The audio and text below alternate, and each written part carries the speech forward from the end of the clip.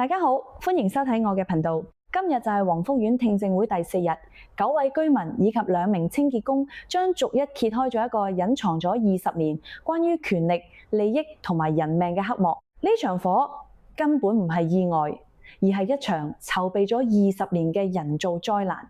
火災發生嗰一刻，第一位報警嘅居民黃小姐，佢嘅證供簡直係令全香港人心碎。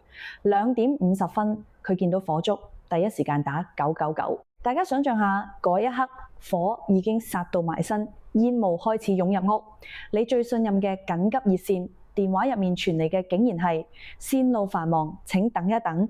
喂，2026年嘅香港點會有啲咁荒謬嘅事，連打緊急熱線都要等喎？黃小姐庭上直言：我真係冇諗過打999會係線路繁忙。呢幾分鐘嘅等待，對火場入面嘅人嚟講，就係生同死嘅距離。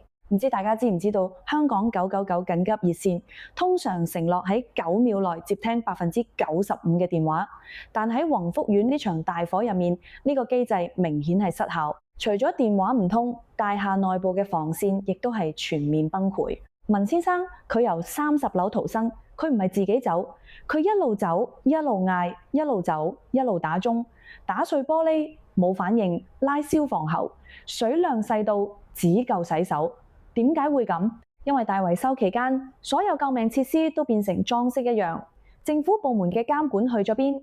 房署 ICU 嘅官員平時簽咁多文件，到底有冇親自落嚟睇過一眼？講完居民嘅絕望，我哋睇下承建商點講。今日有2位外牆清潔工作工，聽完佢哋作工，真係乜都明晒。姚先生任職海德營造，佢話火災嗰陣佢困咗喺天台一整晚。重點嚟啦！佢話開工前上咗安全課，但冇教火警時要注意啲咩，亦冇提過吸煙問題。另一位黃工友亦都證實，安全課只係教點樣戴安全帽、扣安全帶。各位，我哋嚟理性分析下，呢度反映出一個極之恐怖嘅現實。承建商為咗趕工，為咗慳成本，隨便請一啲根本冇受過基本消防訓練嘅工人，又或者佢哋根本就係培訓不足嘅工友，仲要將佢哋擺喺一個充滿易燃物嘅環境。呢種專業其實係草菅人命。更荒謬嘅係，大廈後樓梯嗰啲所謂逃生牲口，竟然係用木板做嘅喎。居民阮先生本身做食肆牌照，佢一眼就睇穿木板肯定唔防火，呢個牲口基本上係廢嘅。呢啲木板最後就變成咗火勢蔓延嘅捷徑。如果消防失效係表象，咁屋苑管理嘅腐敗就係核心。今日聽證會最震撼嘅內幕，來自曾任法團師傅嘅冼婆婆，佢揭露咗一個隱藏咗20年嘅地區政治生態。佢提到，當年有居民無理控告法團主席貪污，輸咗官司要俾3萬蚊堂費，結果當時嘅區議員黃碧嬌竟然代付。點解一個議員要幫佢俾副堂費？第一點，想透過代付建立仗義形象，維持反對派居民嘅忠誠度，想收買人心，做好政治公關。第二點，透過資助居民去告法團，告唔入都可以令法團名聲受損，製造不信任感。第三點，淡水沖廁，試圖製造不必要工程，呢點最毒。工程額低於50萬就唔使報政府監管，規避招標條例，方便特定人士分食維修合約。邊個控制咗法團，邊個就控制咗涉及7億港元嘅大維修肥肉。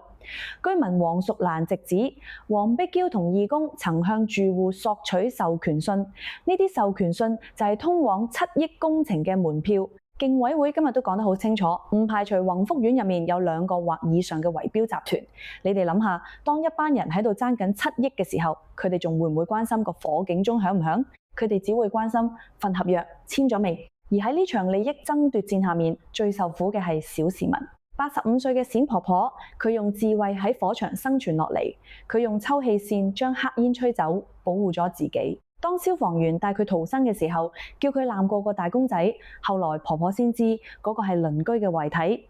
消防員點解要咁做？因為佢哋唔想遺體喺大火入面再受摧殘。婆婆話佢哋係驕傲，但我哋要問，點解要令英雄流淚？張先生困喺屋入面5個鐘，等到絕望，等到放棄。佢開門見到消防員頭頂盞燈，佢以為見到天使，以為自己已經死咗。今日嘅佢同太太都要睇精神科，手腳無力，原本幸福嘅家就咁毀喺一場圍標爭奪戰引發嘅大火入面。仲有羅小姐，佢媽媽臨終前最後一句話係：你同哥哥要好好生活。佢質問委員會，死一個人都嫌多，點解要用160幾人先可以喚醒香港？各位，宏福苑聽證會第4日嘅內容，俾咗我哋一個好沉重嘅真相。呢場火燒穿咗香港屋苑管理嘅黑幕，由20年前嘅代付堂費、拉攏勢力，到今日嘅警鐘失效、消防喉冇水、工人胡亂吸煙，呢一切都係因為有人將居民嘅生命安全擺喺咗利益同權力嘅後面。政府部門嘅房署、建築署、消防處嘅互推責任，更係令人心憤。如果你哋有監管，木板牲口點會出現？我哋要繼續留意呢場聽證會，真相唔可以被掩埋，公道一定要攞返嚟。如果你鍾意呢條深度拆解，一定要分享出去，令更多宏福苑甚至全香港嘅居民睇到呢個黑幕。訂閱我嘅頻道，撳埋個鐘仔，下次見。